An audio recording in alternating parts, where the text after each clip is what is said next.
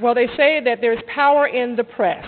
And I know slightly by being a college, but there's sometimes a responsibility with that power. And our honoree that we want to acknowledge right now took the power he has with the St. Louis Post-Dispatch and turned it into tonight's symposium. He reached out when Bill Cosby reached out to him. He formulated a team, and he put together tonight's event for you, St. Louis. Please clap. Give a warm welcome for Mr. Sylvester Brown and St. Louis Post-Dispatch. Because I was a lower economic person. I'm one of Evelina Brown's 11 babies. I had a daddy who was never there and poverty that was always there. I'm here to tell you there's nothing funny about poverty. It's draining growing up in homes where the lights are turned off because you can't pay the bills. It's tiresome being in a cold house and the heat is turned off. It's painful and exhausted watching your mother work a job early in the morning, come home, say hello, goodbye, and then go out to work a job all night long in a diner. You see, I understand that sense of rejection when your father walks out of the house. I understand the sense of abandonment when a child grows alone. I understand the desperation that leads to misdirection in the lives of a lot of these young people. There, for the grace of God, go I. But fortunately for me, audience, I had a mother that would not let poverty define her children.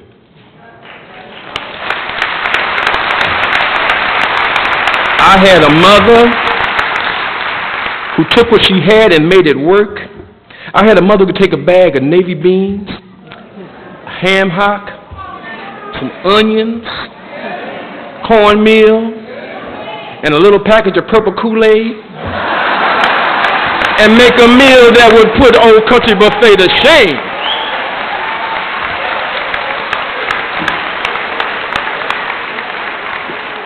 And you know what? I became even more defensive because I started getting these calls on the voice from my youth.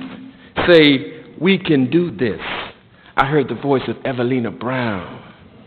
I heard the voice of Mama, another inspiration of poet Maya Angelou, where she said, bringing the gifts that my ancestors gave. I am the dream and the hope of the slave. I rise, I rise, I rise. Dr. Martin Luther King so aptly described Cosby's courage when he said, our lives begin to end the day we become silent about things that matter.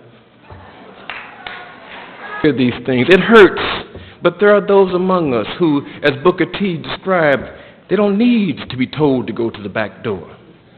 They'll go to the back door on their own. Malcolm told us about this. Malcolm said, they've been had. You've been took. You've been hoodwinked, bamboozled, led astray, run amok. Let's do this.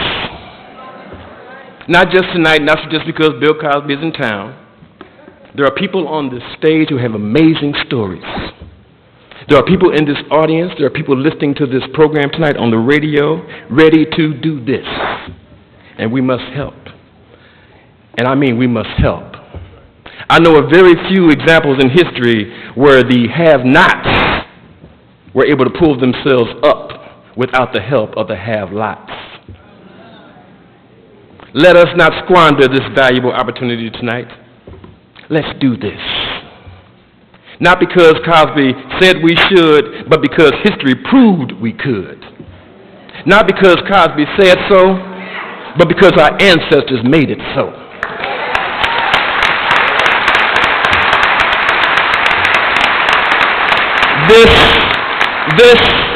This is a call out, ladies and gentlemen, and not just from Cosby. This is a call out from Rosa. It's a call out from Mama. It's a call out from Maya, from Malcolm, from Martin, from Marcus Mosiah Garvey, whose words are bouncing off the walls in the room today. Up, you mighty people! Accomplish what you will. Thank you very much.